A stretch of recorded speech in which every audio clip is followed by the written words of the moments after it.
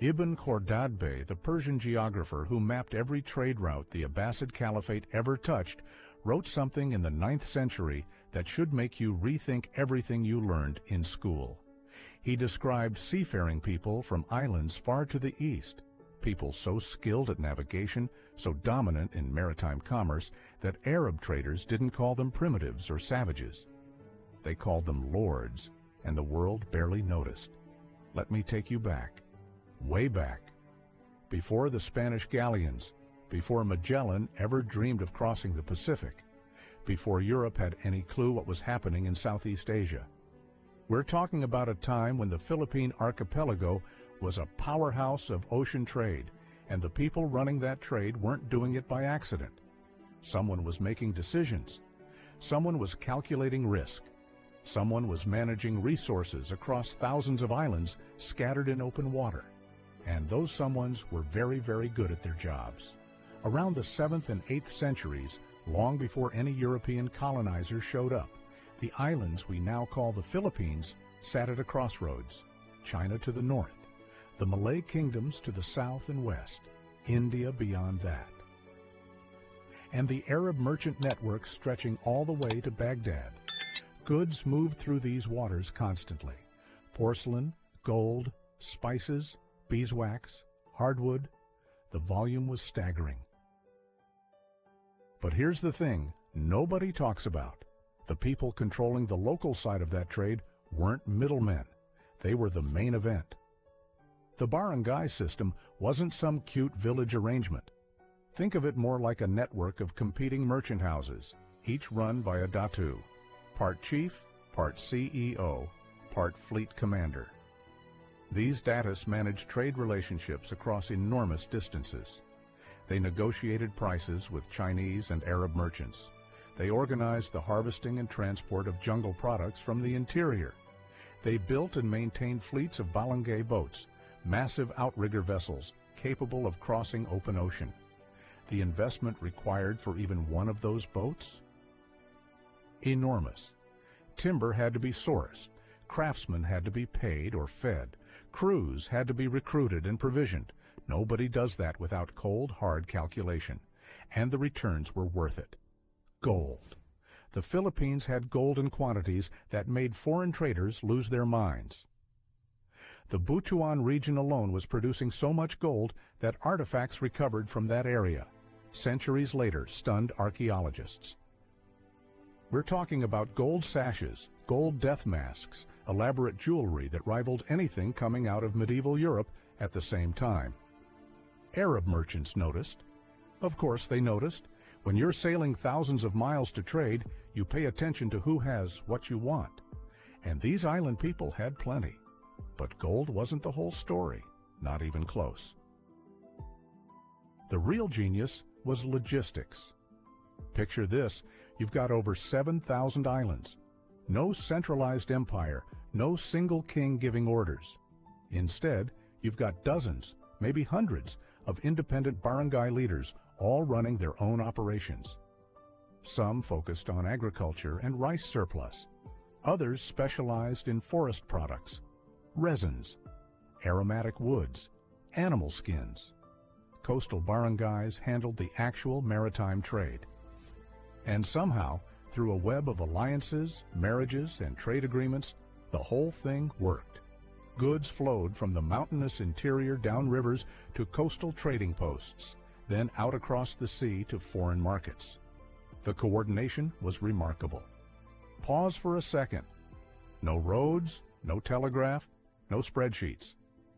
And yet these networks functioned with a reliability that kept Chinese and Arab merchants coming back century after century. How? Because the datus understood something fundamental about business. Reputation was everything. You cheat a Chinese junk captain once, word spreads across every port from Guangzhou to Champa. Your trade dries up. Your barangay starves. So deals were honored. Relationships were maintained across generations. A datu's son would inherit not only his father's title, but his father's trading partners. Around 900 AD, Arab geographical texts began documenting these interactions with increasing detail. The references weren't casual.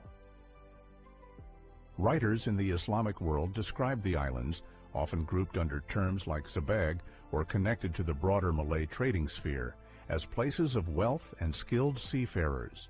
The language used carried respect. These weren't people the Arabs looked down on. In maritime commerce, skill earns respect regardless of where you come from, and the Filipinos had skill in abundance.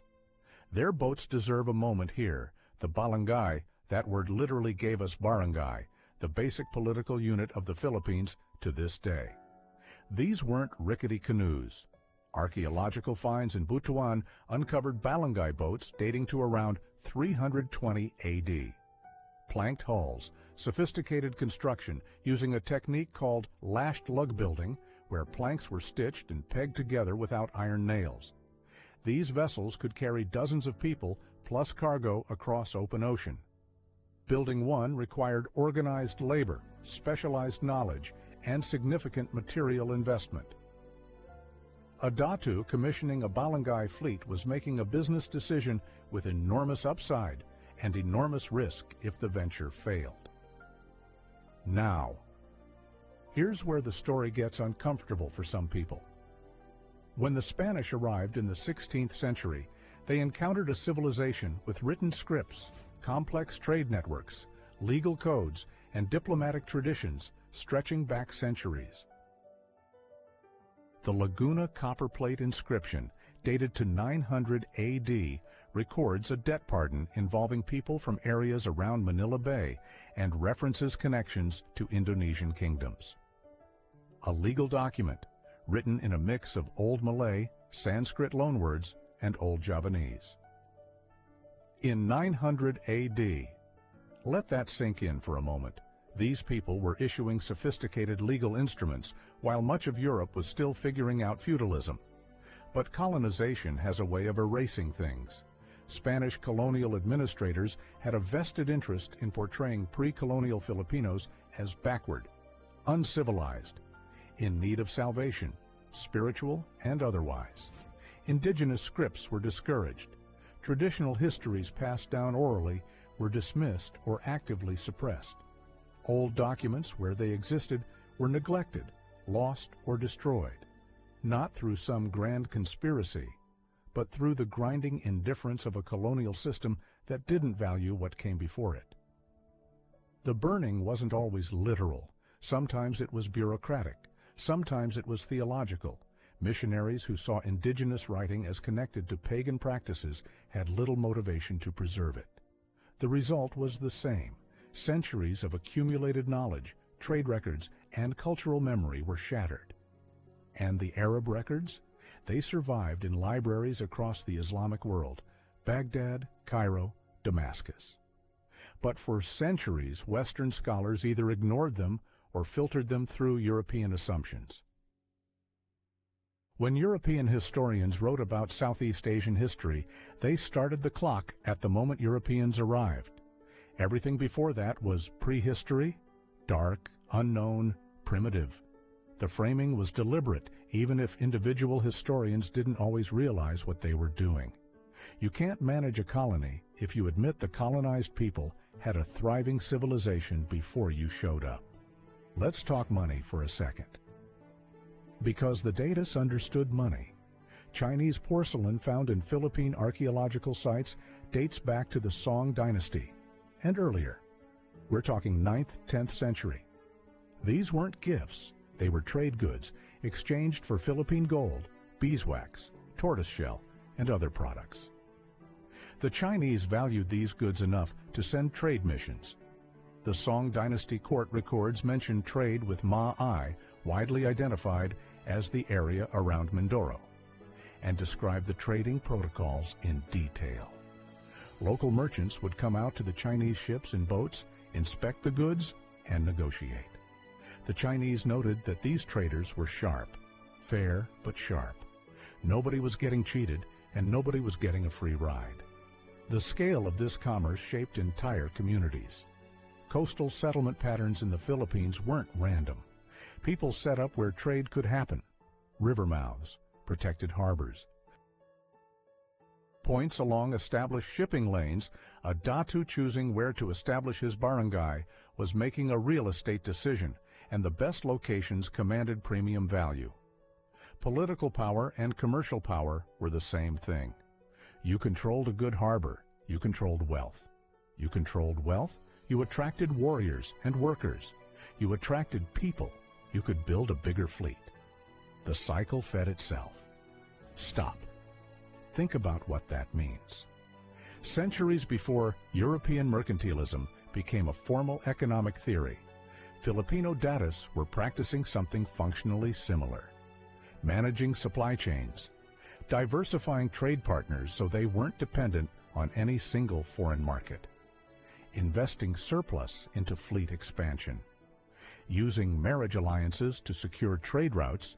A Datu marrying his daughter to a chief from another island wasn't romance. It was a merger. By the time the 14th and 15th centuries rolled around, Islamic influence had begun spreading through the southern Philippines via trade connections with Borneo and the Malay world. The Sultanate of Sulu emerged as a formalized state with direct commercial and diplomatic ties to China, Borneo, and the broader Islamic trading network. The Rajanate of Cebu and the Kingdom of Tondo near Manila maintained their own trade relationships. Multiple power centers, multiple strategies. Competition and cooperation existing simultaneously. Then 1521. Magellan arrives. He doesn't discover anything. People were already there, already trading, already running complex political systems. What he encounters at Cebu is a polity with established protocols for dealing with foreign visitors. Raja Humabon didn't panic at the sight of Spanish ships. He negotiated. He assessed the newcomers as potential trade partners or allies. The decision-making was calculated, strategic. When the situation turned violent on Mactan, it was Lapu-Lapu, a chief who made the cold calculation that these strangers were a threat, not an opportunity, who organized the resistance that killed Magellan. Two leaders, two different risk assessments, both rational. The Spanish returned decades later with overwhelming force, and the colonial period swallowed most of the documentary evidence of what came before. But the Arab merchants' records remained. Chinese court documents remained. Archaeological evidence, the Butuan boats, the Laguna copper plate, the gold artifacts, remained buried in the ground, waiting. Modern Filipino historians and archaeologists have spent decades piecing together this picture. The work is painstaking. Every recovered artifact, every cross-referenced foreign text, every linguistic analysis of old scripts adds another fragment. The picture that emerges isn't one of isolated tribes waiting to be civilized.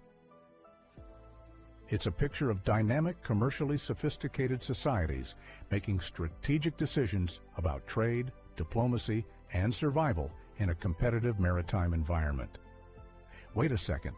The Arab merchants who sailed to those islands understood exactly who they were dealing with. They used the language of respect because respect was warranted. Lords of the Sea wasn't poetry. It was business recognition. Somewhere in a quiet archive, a 9th century text still holds those words. And somewhere across 7,000 islands, the descendants of those lords still live near the water, still watch the tides, still carry a heritage that predates every colonial border ever drawn on a map. Some truths don't need to be loud. They endure by being patient.